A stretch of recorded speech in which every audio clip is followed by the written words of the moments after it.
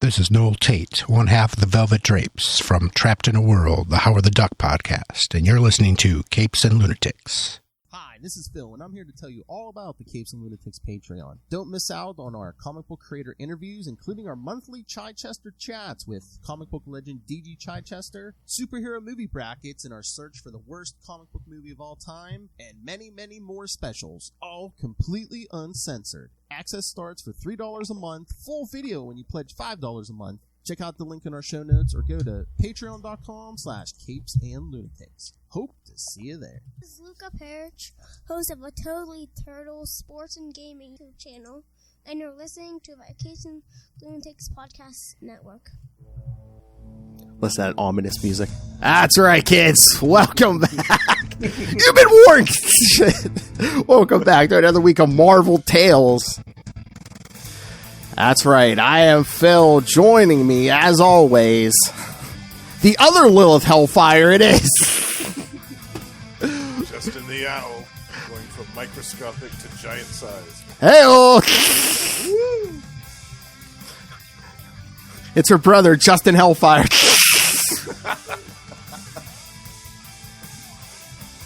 We are spiritual siblings, it is true. It is. All right. So, yes, this time, to start off February, yes, we're going to be doing a lot of Ant-Man, Wasp, and Kang content here. So, yes. Quantumania begins at Marvel Tales. That's right. Nice. Oh, man, if I wanted announcing stuff for the podcast, I'm just coming to you and be like, here, read this. Yeah. Give me a whole page of script and I'll just read off a bunch of stuff. Do everything like a movie trailer. Coming soon. In a world. Yes! In a world of Capes and Lunatics. In a world of quantum and mania. Yes! But yes, this time we'll be starting with, we're going to go back to the beginning. Yes, the very beginning of anything Ant-Man, yes. The first appearances of Hank Pym. This time will be, yes, Tales to Astonish 27 and 35, so. One man. Oh my god. I love these early issues too, because in issue number 27, if you look at Hank Pym, he looks like a blonde Richard Nixon. And then later on in the issues that we're going to cover in the next episode with the Wasp, he looks like a James Dean. Like he did an amazing transformation. Oh yeah. That's like any, like, if you look at any supervillains early appearances, they look almost hideous. But then if like Thunderbolts or somebody, if they turn it around and come back as her heroes later, look at the Beetle. Look at the Beetle. His first appearances, even like in the 90s, you see him without that helmet on. I mean, he's looking kind of shifty. Jenkins. Abner, but yeah, the minute he joins the Thunderbolts, man, he starts looking cool. I think in the 90s, Thunderbolts, he had the ponytail and stuff. Oh, yeah. Right. Old Abner Jenkins was a lady killer. Although it seems like that might only pertain to men, because even like evil women look good. I mean, maybe not back in the 60s, but yeah. Oh, yeah. I think Ogress is the only female villain I can think of. But I made the Thunderbolts reference. I was just like, Moonstone. She was good looking as a villain. She looked good as a hero. And Blonde croissant. Oh my god! I was telling Lilith that we were going to be doing some Psylocke later in the year. Your picks. I said that Jim Lee art's so good, even Justin wants to talk some Psylocke.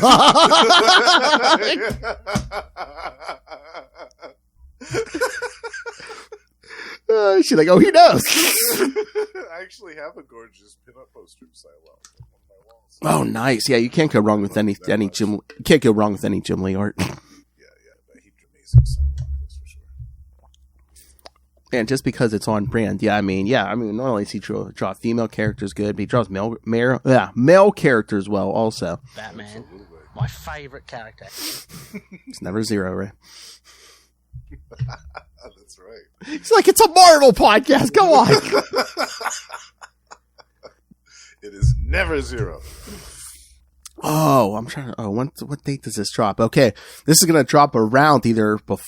Oh, it might be after. Oh yeah, it might be after Ray's birthday. So happy birthday, Ray! Oh, happy birthday, Ray! Yeah, because this is like early February. So yeah, this is gonna be dropping. Okay, first Thursday in February. So yeah. That's right, Ray. Never forget you're 2 months older than me.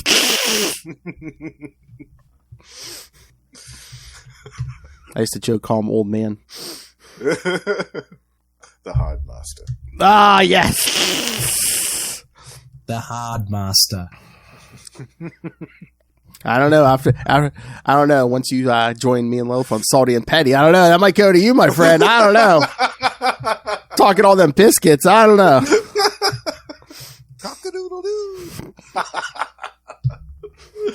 Oh, more biscuits than you can shake a stick at. I forget what we were talking about, but we were saying something. Loaf goes, "Oh, Justin's out of the chair." I heard that. Yeah, I think that was in one of the Spider-Man episodes. Oh yeah. Oh, I love it. All right. So we jump into these because 2 issues, but there's a lot to unpack. Yeah, there's quite a lot going on here. Especially, yes, like you said, this first issue. All right, the Richard Nixon issue, as I will call it from now on. All right, Tales to Astonish, number 27 from January, cover date January 1962. The Man in the Anthill. Of course, writers Stan Lee and Larry Lieber. So, Excelsior. The Dream Team. Yes, penciler Jack Kirby. Inker Dick Ayers, letterer Artie Simic, and editor Stan Lee. Writer and editor. Another example of Stan co-writing and editing himself. So Yeah, doing double duty even then. Let's see what's here. I did a good job. Put it through. Yeah, we don't need to cut anything out. It's good enough. Exactly. All right. Dr. Hank Pym declares success.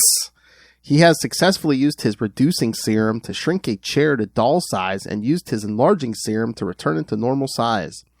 Pym had ridiculed months ago by his peers for his outlandish theories, but has now perfected a pair of serums capable of changing the size of any object. Confident that his serums work, Pym tests them on himself, and thus Viagra is born. Oh my God! Do you know the story of Viagra? I was thinking it was Viagra. Like it was supposed to be like a heart medication. They're like, it don't work for the heart, but man, now all the side effect is every guy got like rock hard. So. Yeah. Yeah, that was a wild weekend in Texas, from what I hear. Oh my! And again, it's like if it lasts more than 4 hours, consult a doctor. If it lasts more than 4 hours, the doctor's the last place I'm going. I've got about a dozen places on my list I'm going to go before I go to the doctor. Justin's headed for Hollywood. That's right. Make some money on that OnlyFans page. That's what I think. It was either last night or today. Lilith and I were we made some OnlyFans joke, and she's like, "How about OnlyFriends?" And then she looked it up. She's like, "Damn it! Someone already has OnlyFriends." Oh. It was only a matter of time. Exactly. I'm sure people Don't people just like grab like domain names and just sit on them until someone wants them? Yeah. It's like, yeah, give me money. Yeah. It's kind of like real estate now, internet real estate. Ooh, that's a good idea. Yeah. Let's see. IntoTheNight.net, IntoTheNight.org, IntoTheNight.com, .gov. To know her is to fear her.net, to know her is to fear her.com. IntoTheNight.biz. We're giving him the biz. Giving him the biz, all right. What the F? All right, sorry, Ray. Placing a few drops of reducing serum on his arm, Hank Pym quickly shrinks. Now ant-sized, he realizes that he left the enlarging serum on the windowsill. Oh no! Oops. Before you shrink yourself down enough, wouldn't you be like, yeah, I have the enlarging formula? Yeah, I'd at least keep that somewhere on my person. Or at least somewhere I could reach it, yeah. Yeah. It might as well be on the moon. He goes out into the yard. Ants sense his presence and move toward him. Pym, still not thinking clearly, runs into an anthill. Fleeing blindly through the tunnels, he falls into a shaft and lands in a pool of honey. There's people pay good money for that, isn't there?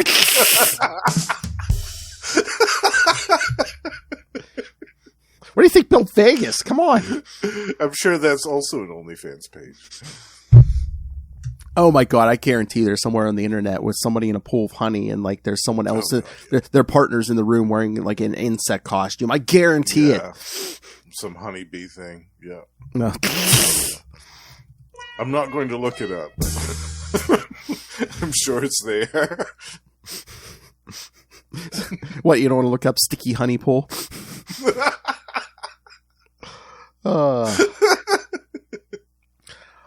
Two ants, 1 cup. Ah! 2 ants, 1 hive. Hold on. All right. Where was I? Okay. Honey. Yes. All right. Hopelessly trapped, he spots an ant crawling towards him. To Pym's surprise, the ant pulls him free from the honey and lets him go unharmed. More ants appear. Pym notices a matchstick set in the ground and, hoping to create a diversion, throws a pebble at it. His aim is true and the match lights. Pym fashions a lasso and climbs up to a ledge. There another ant grabs him in its mandibles. Pym uses judo to flip the ant over the ledge and scrambles upward. Once out of the anthill with the colony in hot pursuit, he sees the friendly ant who saved him earlier. He points upward to tell the ant where he needs to go. The ant climbs the wall with Pym aboard. He wades into the test tube with the serum and immediately returns to normal.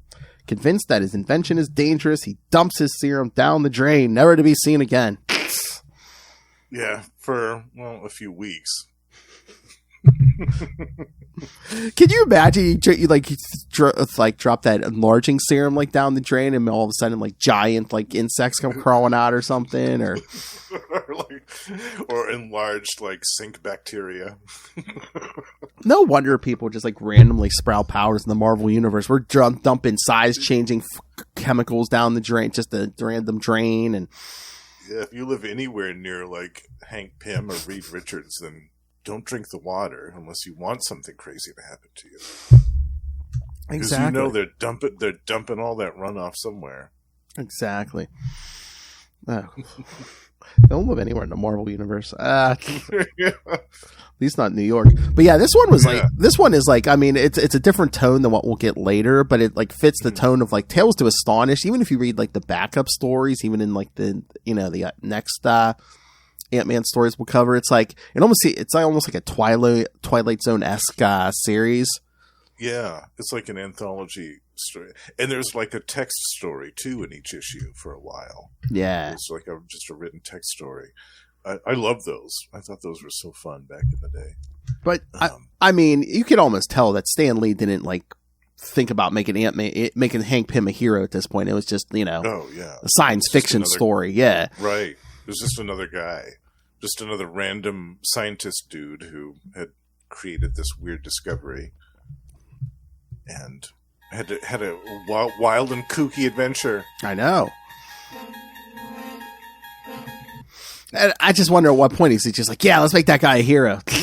Yeah.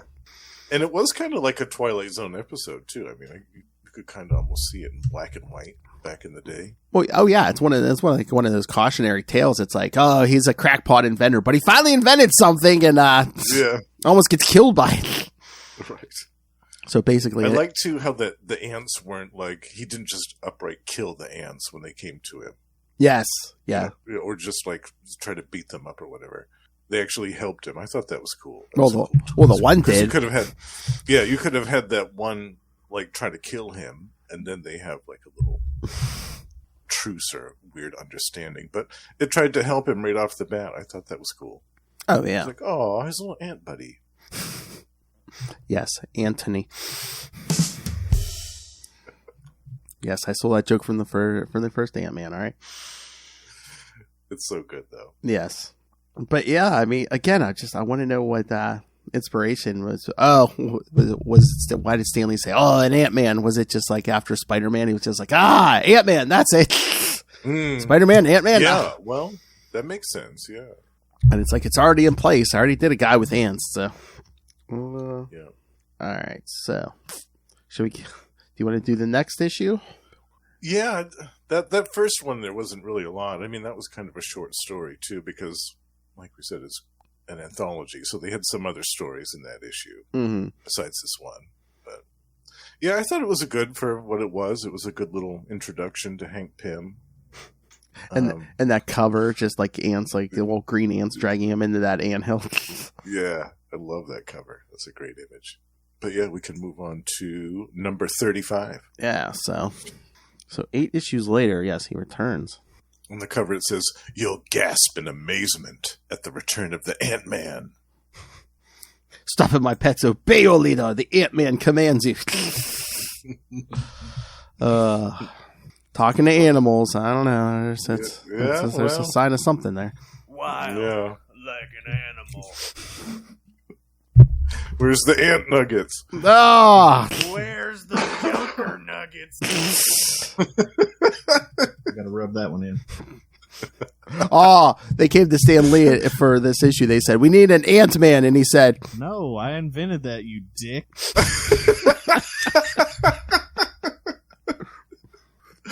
Back in issue 27. "Back in issue 27, you dick." Over a year ago, you dick. I can see Stan Lee. Over a year ago, Larry, you dick.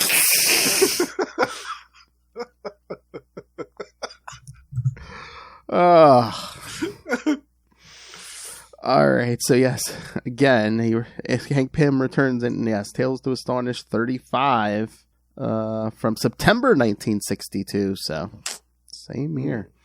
And, same team. Oh, wait, yeah, same team, except this time colors Stan Goldberg.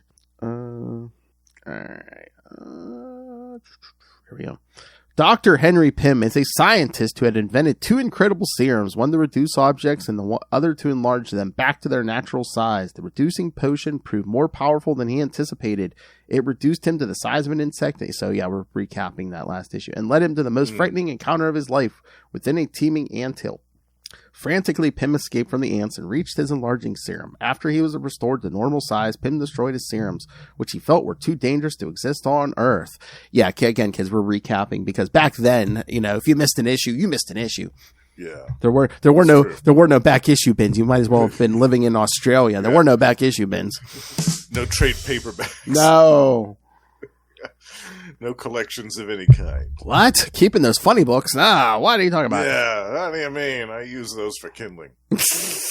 Oh my God, wasn't there? I think there was a story like years ago where like someone was like renovating a house and like they broke open a wall. Wasn't there like a bunch of like Golden Age comics, including Action Comics #1, like in the wall? I don't know if it was just like insulation but yeah. Be like, I know, I couldn't believe that. Like it's trying to insulate. Be like trying to insulate your house with money. Yeah. Well, probably back then they had no clue. Oh yeah, back then they had no clue. Then you seal up the wall, knew it was back, Aaron. Yeah, it was probably like newspaper to them back then. Oh yeah, I always that's my secret wish is like either to accidentally find something like that, or you go to a garage sale and it's just like you find something worth comic worth money. It's just like. It's like a ray comes down from the heavens, shining upon it. Oh, exactly. Yeah. However, weeks later, he decided that such a great discovery should not melt into nothingness and concocted his serums again. Yeah. A few weeks later, like we said before, it didn't take him long to reconsider his decision. This time, locking them safely away in his safe. After his experience in the anthill, Henry Pym developed a growing interest in ants. Secretly, he made a thorough study of the ant world and determined that ants communicate electronically through their antennae. After long months of grueling work, he finally developed a helmet that would enable him to communicate with the ants by tuning into their specific wavelength. Pym also designed a protective costume to shield him from accidental ant stings or bite. Smart. That's true. That's right, kid. He's either a superhero or if it comes from a dysfunctional family, doesn't want his aunt to bite him.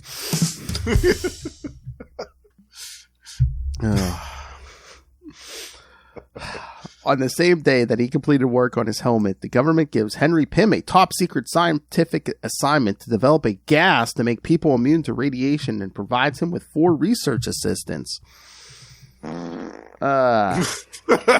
To work on his gas, yeah. Somebody crack a window.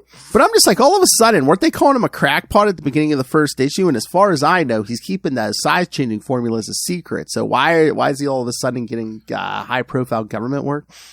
And that's only a few weeks later. Yes! It was a real quick turnaround. I think he had blackmail on somebody. Some senator's been a bad boy. Okay. Yeah. I think he had some dirt on somebody and got the 60s promotion. Look, Noel's in the room. Hello, Biscuit Man. I know. Isn't that like saying man? Oh, what are you talking?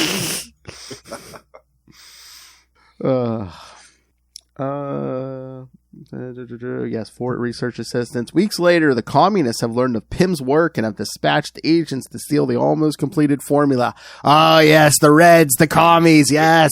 Dreaded commies. Yes. They want all the American secrets for their own. Yes. They're all after all of our top scientists in this period of time. Hank Pym, Dr. Bruce Banner, all of them. Yes. Yeah. They're all sought after heavily by the communists. All these commies are after all these milk sops. All these milk sops.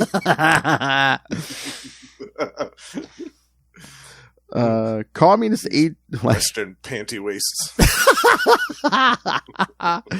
All these scientists giving themselves damn superpowers. Communist agents burst into Henry Pym's laboratory and hold him and his research assistants at gunpoint, demanding the anti-radiation formula.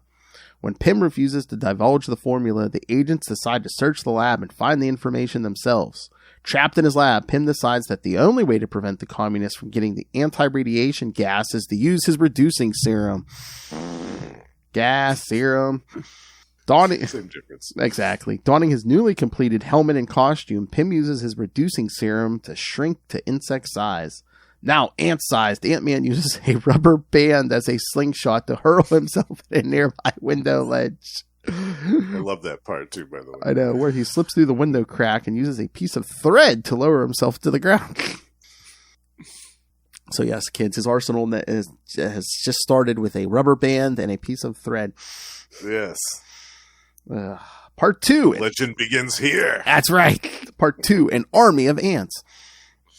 His destination is the anthill, where he learns that his cybernetic helmet actually works, allowing him to communicate with and command the ants. He is attacked by a large worker ant.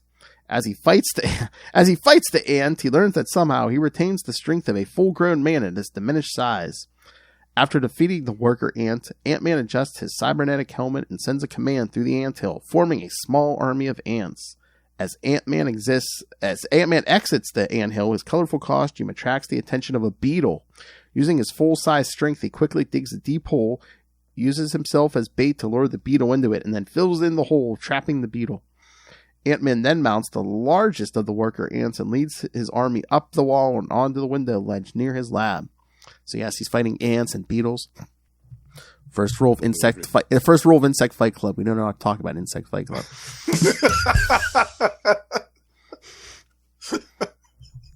I know this because Hank Pym knows this. Yeah. He keeps that pimp hand strong. Oh, yes. Yes. That's how he learned to do it. It was Insect Fight Club. Well, you're a wasp, you see. It's a... Oh, Lord. Speaking of part 3, the Ant-Man's Revenge. After observing the communist agents, Ant-Man slips into the lab and with the help of the ants unties his assistants. He then commands the ants to attack the agents, distracting them long enough for Pym's assistants to overpower them. With the communist agents defeated, Ant-Man heads for his laboratory, where he uses his enlarging serum to return to normal size and rejoin the others in the lab. Pym is left wondering if he will ever be forced to become the Ant-Man again. Boy, I wonder why. Yeah, that would happen, next issue? And every issue after? Yeah. Yeah. Oh, yeah. Yes. This issue marks the beginning of Hank Pym's run on the series. Pym will appear as the featured character in 35 of the 101 issues in that series. Yeah, so he was on here for quite a while then. Yep. The only founding Avenger not to get his own book. Well, him and the Wasp. Yeah, that's true. Yes. I always found that strange, didn't you? That they never had their own comic. Yeah. I mean, were the sales even not there? The Vision and the Scarlet Witch even got like a limited series. They got 2 limited series. They got a 4-issue one and a 12. I know. Right. I mean, they couldn't have done the same thing for Ant-Man and the Wasp. Well, because they thought they were too small of characters, I guess. They were overlooked, I guess you could say. Ah.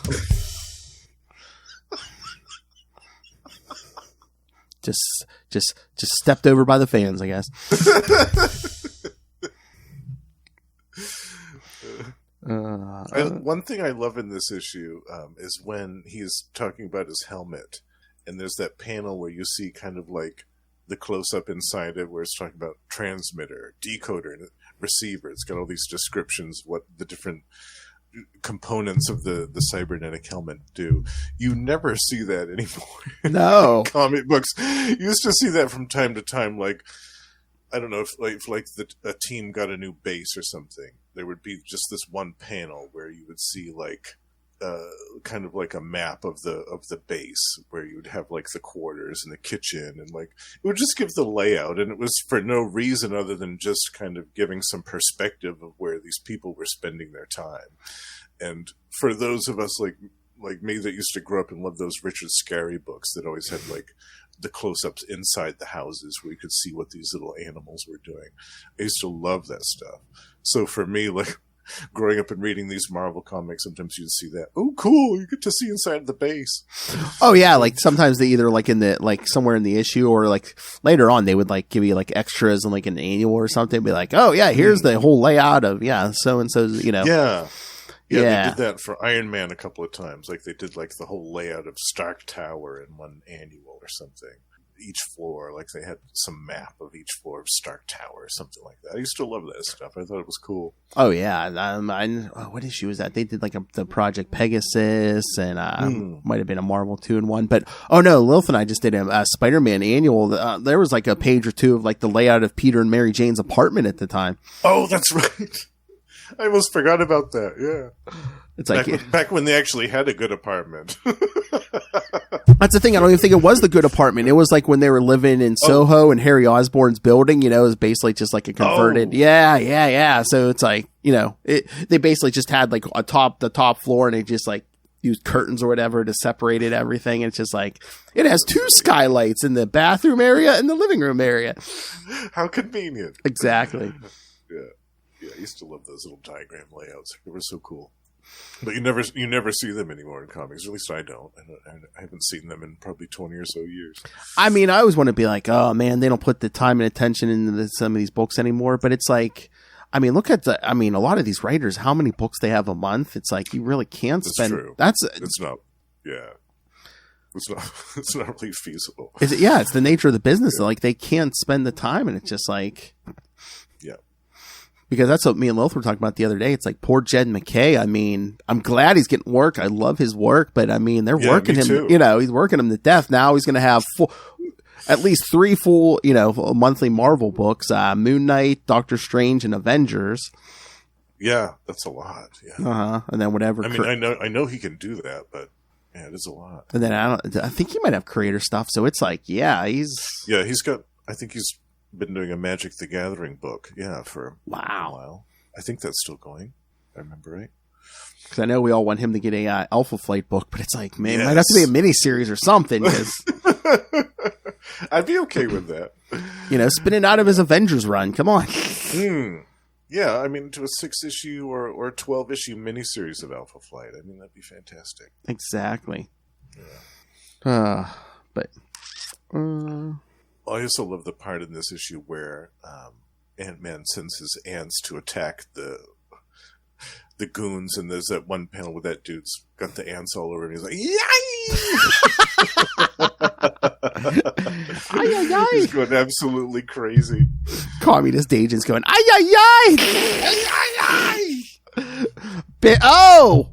Oh! Speak of the devil when he appears. Biscuit or cracker. Don't you... Hey. Don't talk about us in that way, Ray. Come on.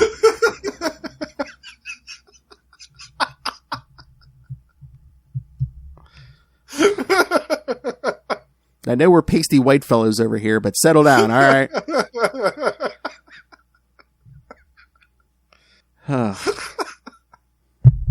I was just saying, Ray, that this is going to drop probably right after your birthday, so we wished you a happy early birthday. Yes, happy early birthday, Ray. All the biscuit and crackers. Oh, whoa! Nom nom. Nom nom nom nom. Are you just going nuts, or are you trying to give us nicknames like he's biscuit, I'm crackers? I don't know. Another spin-off show, Phil. Oh, we're gonna have so. I'm gonna have so many. Biscuit and crackers. I'm gonna have so many spin-off characters. I know. I'm biscuit and crackers over here. I'm salty and petty over there. Oh, Lilith and I were talking. We might come up. We might have two. We might have new characters. We might do even which comes up here. We might even cosplay and. Oh, I love that idea. We might dress up in top hats and monocles and yes. might get some canes and play snooty rich characters. Oh, I love it. Yeah. And we're gonna be a brother and sister snooty rich people team. And then people are gonna be like, "What is one of you adopted?" No, lovey. No, we have the same. Why do you say that? We have the same father. Father had the wandering eye, don't you know? Loved all of our mothers very much. Oh, I love it. Yes, Ray, I had to remind everyone that you're older than I am by 2 months, so please cosplay as Moon Knight on We Are the Night. I know that on We Are the Night. No, Ray. You know damn well that's a Batman show, Ray. Batman, my favorite character. Oh, I should make you a deal. I will cosplay as Moon Knight if you cosplay as Batman, Ray. Oh, man. Our little circle wants to see you in a Batman costume, Ray. Oh, yes. I just slapped you in the face with that bat glove. I would love to see that. See, I know Noel hates Batman. I know he would still love to see that. And I guarantee you, Lilith will demand that. Yeah, I want to see that now that you mention it. Yeah. Yes. Oh, Ray. Halloween. You and Finn could do Batman and Robin. Come on. Yes, absolutely. The possibilities are endless. You know what? Watch. Just to be a smart ass, Ray will dress Finn as Batman and Ray will be wearing a Robin costume or something. Just so he doesn't have to touch that Batman costume. Or Joker. He'll go as the Joker. I could cosplay as Kelly Jones Batman. Okay, if you can get around with them 6-foot bat ears, no, that's fine. He'll cosplay as Bruce Wayne after Bane broke his back. Oh, he'll just go in a wheelchair. Oh, there you go, Ray. Wear the Batman costume in a wheelchair. No, just as Bruce Wayne in a wheelchair. Oh, no costume or anything. I was going to say no. You could be Adam West Batman. That's true. You fiendish felon. Bam, zow. Oh no, he loves that idea. See, Ray, and then if you go around in a wheelchair, man, you get one with a cup holder or something, man, you could drink that fancy man wine. That's right. Mm-hmm. Oh my God, can you imagine he drunk Ray? I'm the Batman. Where's that Bane? Let me at him. I'm nothing compared to Moon Knight. Nothing! Oh, that's right. Oh, Ray, did you listen to the Batman Lilith and I did today? It was a Doug Mensch, 2 issues of Doug Mensch. Yes, Doug Mensch in full effect. Yes. Killer Croc issues, Swamp Thing shows up, yeah. Some good stuff. Wait, did I finish this? With the communist... Yes, because... The Ant-Man's revenge. After observing the communist agents, Ant-Man slips in the lab with the help of the ants, unties his assistants.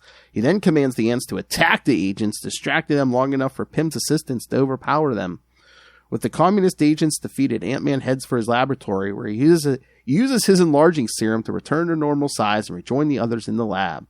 Pym is left wondering if he will ever be forced to become the Ant-Man again. Again, if he will be forced to become the Ant-Man again? Yes. Oh, yeah, I did read that. You will. It says it in the next issue, blurred the caption right underneath. Yes, Henry Pym. You will. Sooner than you think. Guess what, kids? He will. Next time, kids, when he utters those magic words, I could sprinkle some Pym particles on it to make it bigger. There you go, Ray. Some old school Matt Kona drop. All right, there you go. Which is what he did. That's exactly what he did. Oh my God! Did you read the backups in this issue? The other stories? I didn't. Oh my God! It's what's so weird that the story after this is what's it called? Let me get the title. But yes, The Doorway to Nowhere. It's basically it's real quick. It's like it's an escaped convict. He holds up in this like old mansion or something. He's like, I stole enough food. Steve Ditko. Yeah. He's like, I could stay here for like weeks. No one will find me. The house is abandoned. And he puts the food in the closet, closes it. He opens it, and the food's gone. He's like, what's going on? So he starts putting stuff, like puts a chair in there, closes it, opens it. Everything he puts in there disappears. He's like, well, let me see what's going on. So he steps in the closet, closes the door, and then he's like floating in some weird dimension, and it's and it looks like he becomes like paper thin inside, or he's, and basically that's just like the end of the story. He's just like, oh yeah, and he never gets back to Earth. They just show him floating there. That's it. That's it. It's like, yeah, he escaped prison. He's never going back to prison, but he's never getting back to Earth again. They didn't even show him go anywhere. He's just like, yeah, he's floating there and nothingness. Yeah. I'm looking at it now. Yeah, that is hilarious. I'm saying real quick. I've entered a new dimension. Now I'll be safe from the police forever. That's what really hit me. I was like, oh yeah, these are like old Twilight Zone episodes, something. Definitely. Oh, I love it. Oh my God. Oh. That's fantastic. That's another thing I think, honestly, that's missing now from comics is a great, like, weird anthology book. I mean, I know there probably isn't really an audience for it now, but it would be so cool to see that now, like an updated anthology, like a weird. It doesn't have to be horror; it can be kind of weird fantasy stuff too. But I think that would be super fun to see again, something like this but updated. Oh, and Tales to Astonish 2023. And tell me if this sounds familiar. The other story the last story in this issue, The Thing from Outer Space, where basically a plant gets the memories of a man and thinks it's the man. Oh. Mm-hmm. Oh. Yeah, okay. Does that sound familiar, Alan Moore? Yeah, this looks like some Don Heck artwork, too, in this one. Where's my... I was looking for the credits here. Doesn't say on the online. But yeah, like if you like those like weird like Twilight Zone-esque stories like that, like some of these are interesting, and I don't know if they've ever reprinted any of these. I mean until they reprint the actual issues, because these are all on the Marvel Unlimited app. So yeah, it would be cool to see some of them in some type of omnibus format at some point, some hardcover collection. There are some collections of some of the pre-Atlas codes, the Atlas pre-code stuff that Stanley did. Some of the like horror stuff. I think one was called Menace. Mm-hmm. There's been a bunch of collections of those, but I don't think there's ever been any of these ones. Yeah, because this is like around the time the tide's shifting, kids, where it's like, in the 50s, superheroes kind of fell out, so they were doing like horror comics and westerns and romance comics. Fiction. Yeah. So ghost stories and So then once they started bringing people back, it's like Ant-Man, Captain America started appearing and stuff like this. And like even the Hulk after his first 6 issues went to... That's true. There's quite a metamorphosis that took place there. A startling metamorphosis occurred?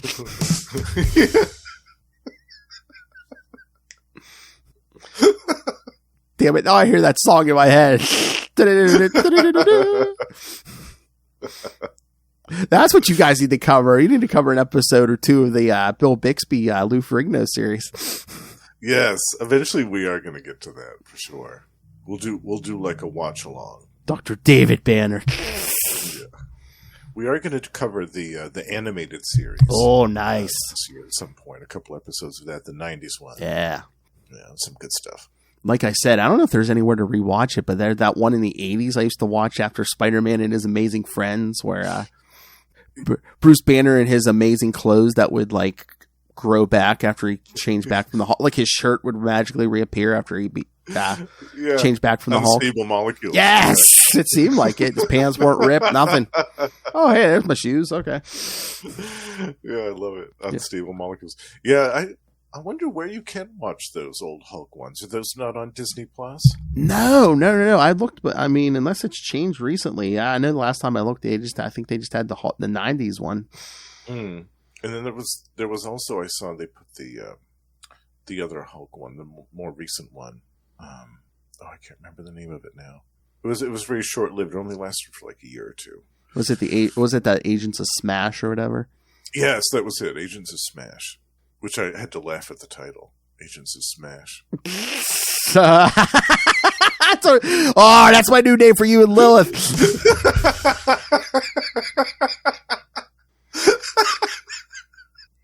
Yes. That's fantastic, actually. Yeah. Agents of Smash. I love that. Throwing his Agents of Smash. Don't make me unleash my Agents of Smash on you, Lilith and Justin. Stay tuned for Salty and Petty episode 7. Starring the Agents of Smash. Yes. Wait till I tell Lilith. She will not be able to rubber stamp that quick enough.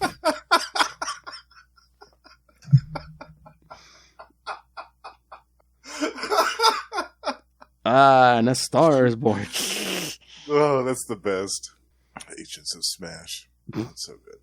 Oh, looks like you can. Oh, wait. You can buy the episodes or the seasons maybe on Amazon of that 1980s Hulk, but the 80s one, yeah. Yeah. That's weird that it's not on Disney Plus yet. Maybe they still have to remaster them or something. I wonder if there's like rights issues or something, maybe, or. Well, maybe.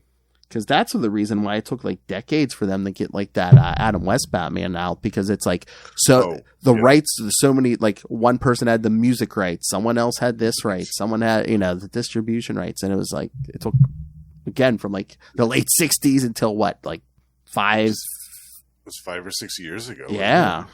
Yeah. And then the episodes where they had all of the famous guest stars, I bet the rights to those were insane to try to obtain. Oh, wait. TVGuide.com may tell me where to find this. Oh, no, that's the Bill Bixby series. Never mind. I was like, wait, TV Guide? That's still a thing? Kids, we used to have a little... Ray, I don't know if you had that down there, but we used to have a little booklet that would tell us what was on TV before the internet. Yes. Sometimes it had interviews with the TV stars in it. Mm-hmm. Or where we had guides on our actual cable. Yeah. Yes. I remember when I was a kid and we first started getting TV Guide, I saw a lot of To Be Announced, and it was all this stuff that like they didn't know what it was, and I was like, "What is this show? To Be Announced? Like it's on all the time, and it looks like it's really long. It's like 2 or 3 hours long. What is this show? To Be Announced." Did your family have the subscription where like they actually mailed the TV Guide to you? Yeah. Okay, I know. Yeah. Like my parents, they would just pick it up at the supermarket when they made the trip because they sold them at the supermarket too. Okay, yeah, no, we'd get ours in the mail. Yeah, that's right, kids. Remember when they actually sold like TV Guides and comics at the supermarket? Yeah, on the magazine rack. Yes. Oh my God. Around here, I could either go to like grocery stores. I could go to some of the convenience stores had at least a spinner rack or two. Pharmacy. Sometimes the pharmacy would have one in the corner by the greeting cards and stationery. Hell, in the heyday, I had like 2 newsstands around. It's like, yeah. That's the thing. I never walked into an actual comic store till I was probably like 13 or 14, maybe.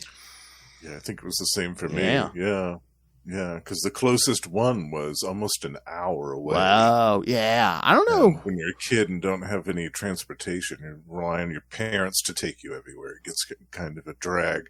Can you drive me an hour up to Bangor so I can buy some comic books? No!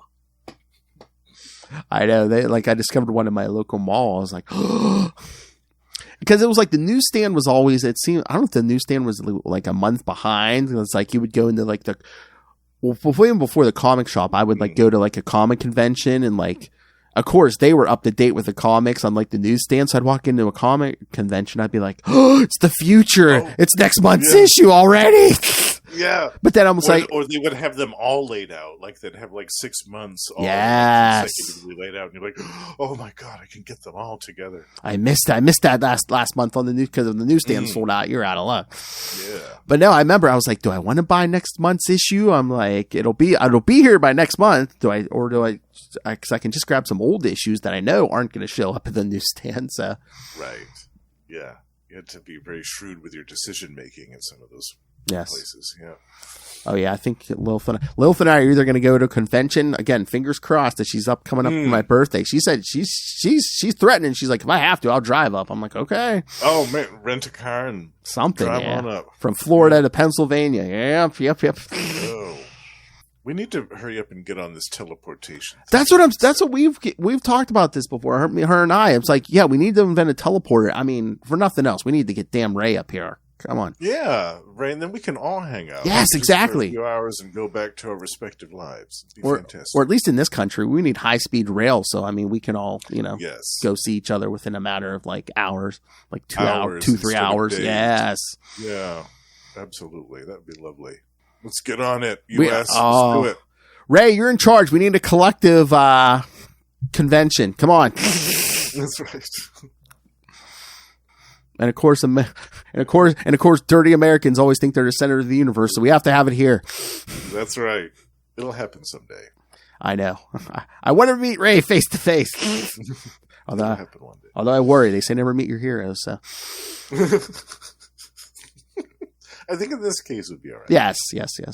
I don't know. He'll probably let me down. He probably won't be wearing that Batman costume. Well, he might be wearing a Batman T-shirt. Oh, does he own a Batman? I could see him doing that, buying a Batman T-shirt just for you. Oh, nice. I could see him doing that. Oh, I'm still holding on to the sign that I didn't get to use at Christmas when Lil shows up. I still have my Kelly Puckett sign. Yes. Kelly Puckett. Cannot. I was laughing about that so hard the other day, just randomly thinking of Kelly Puckett and then thinking about your sign. Yes, I'm just holding on this piece of cardboard. I'm like, damn it, I'm going to use it. That's such a great idea. I know. Because she claims that's her alias. Oh my God. Next time she says she's going to vacation, she goes to like Vegas for vacation once a year. Next time she goes, I want to like call all the hotels and be like, is there a Kelly Puckett registered? Yes, there is. All right. I love it. The traveling alias. No? Okay. Well, is there an Eve Heavenwater? Okay. Yes. Okay. Eve Heavenwater. That's the best. All right. So anything else? No, yeah, both of these issues were pretty light. Yes. On story, but that's to be expected from this time period, right? Yeah, and again, they weren't a full issue length story either, so. Yeah. Yeah, because I think they were just kind of throwing whatever. Yeah, next week we get a little more because, yes, kids, next week we're going to be talking the first 2 appearances of the Wasp, Janet Van Dyne. That's right. Janet herself. That's right, but that young girl herself, Janet Van Dyne. Yeah. Oh, man, some of these early issues of her. Yikes. I know. Oh, Dr. Pym. So, yes, because next time again, you can send your thoughts. We will read them. But, yes, we're going to be recording this in a few minutes. So, yes, you'll hear it next week. We're recording this in a few minutes. Tales to Astonish 44 and 45. So, back-to-back issues. So, yes, kids, they didn't have to wait. At that point, didn't have to wait very long. It was like, 6 issues? Oh yeah, but I mean between 44 and 45. Oh no, the Wasp is here, man. You're not waiting any, Oh yeah, 44 and 45. Yeah. The Wasp shows up. You don't got to wait a couple months to see her again. That's right. It was so, again, we'll get into this next episode, but it was so weird to see her in the same costume twice. I know. Yeah, she wore this costume longer than I think any other. Probably. But I was like, 2 issues in a row, she's wearing the same costume. I know. She got sick of it after 2 issues. She's like, that's it. Going to Macy's, damn it. Oh my. Charge that credit card. So yes, but then in 2 weeks, send your thoughts. Yes, we're going to be covering Marvel Premiere 47 and 48, the first appearance of Scott Lang, Ant-Man. Yes.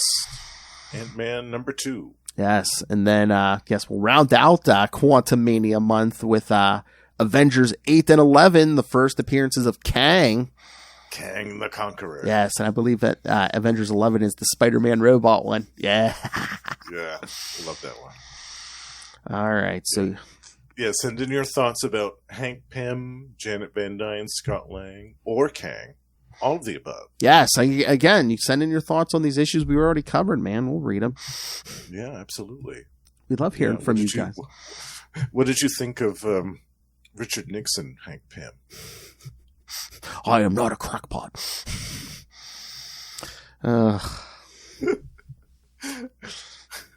Pym particle gate. All right. I want credit if you use that, Marvel. At least. Special shout out to Phil Perich and the Capes and Lunatics podcast, which you can find on all your good podcatcher services. It's true that, I mean, I didn't even recognize him when I first read number 27. Well, yeah, they wanted to make him look like a crackpot, yeah. That's supposed to be Hank Pym. Wow. Yikes. It's Doc Brown before he invents the time machine, you know? He's still getting the plutonium from those Libyans, all right? Yeah. His eyes all sunken. It's like, God, Hank, get some sleep, man. Oh, I got sucked down the rabbit hole. What was it, last weekend? Was it last weekend or the one before? They played like all three Back to the Futures back to back on the one channel. Oh, nice. Yeah. Hey, you, get your damn hands off her.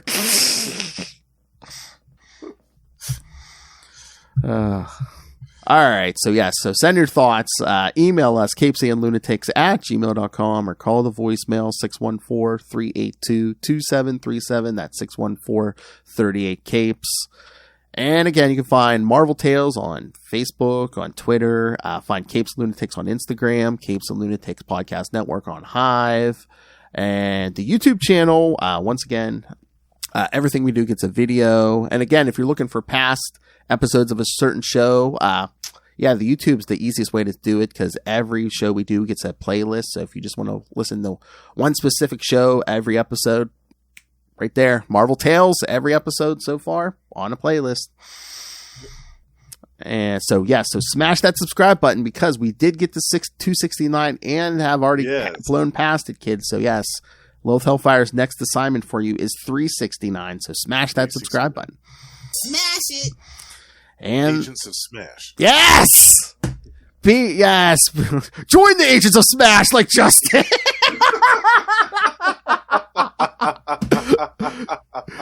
So many affiliations. Patreon Elite, Agents of Smash.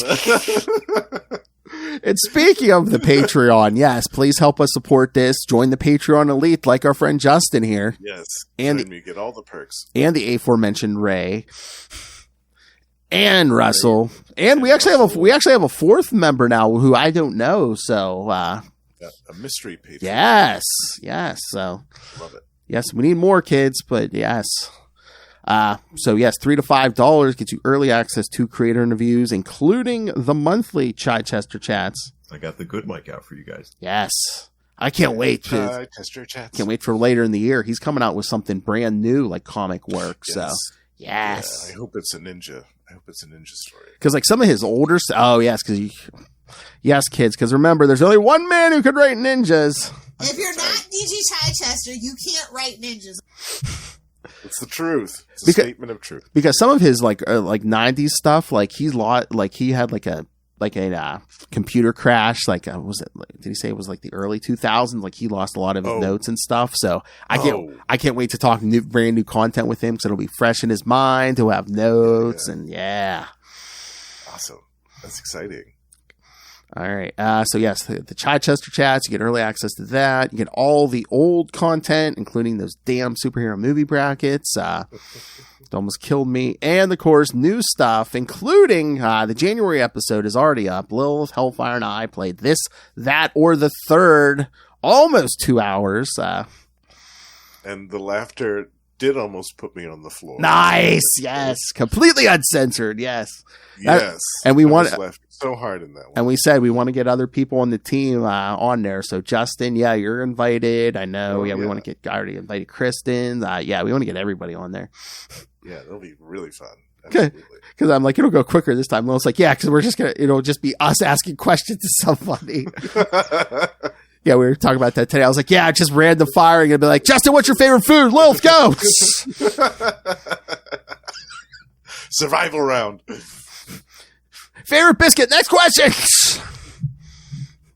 So much pressure.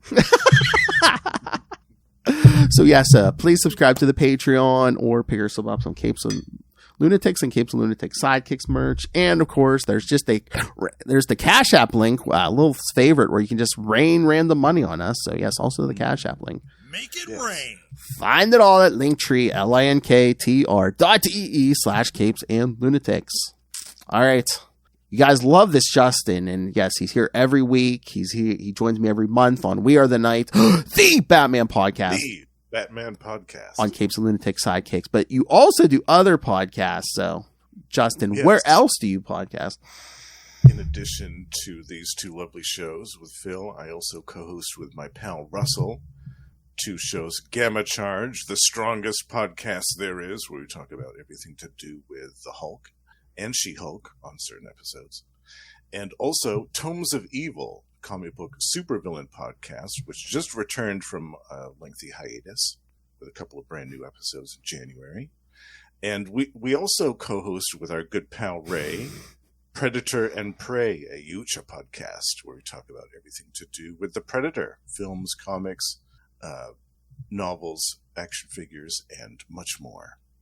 And the Lost Library of Legends is still in its incubation, but I have a feeling it's coming soon. Scream at! Just tapping his way downtown, podcasting, kids. Tapping my way downtown. And again, stay tuned for his guest appearance on Salty and Petty episode 7. That's right. Where Soon. Him and Lilith are going to talk sexy biscuits, and I'm going to talk some croissants. Yes. The sexiest biscuits and croissants in Hollywood. Yes. My favorite biscuit. I've been looking forward to that one for months. And spoilers, I mean, we haven't done it yet, but I believe it will escalate quickly. Well, that escalated quickly. I think it will.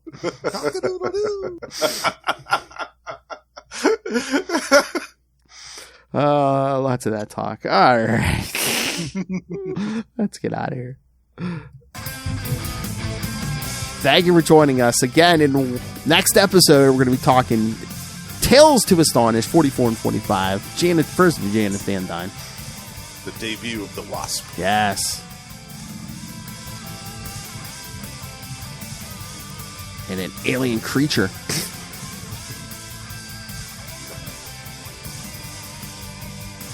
So come back next time. The Marvel Tales, the podcast that astonishes. That's right. Hi, I'm Russell. And I'm Justin. And we're from the Tones. Hold up. Listen up, you nerds. Tired of being a little goody two-shoes? Had enough of always talking about acts of courage and heroism? Well, you have come to the right place, I guess. Tomes of Evil is the comic book supervillain podcast, where every month we do a deep dive on a different comic book supervillain, as well as multiple sub-series on some of the most iconic foes of all time, including Darkseid, Doctor Doom, Scarecrow, and... Name's Hobgoblin, and you're right on time for your funeral. I better be getting paid for this. So what are you guys waiting for? Bring on the bad guys. Tomes of Evil, a comic book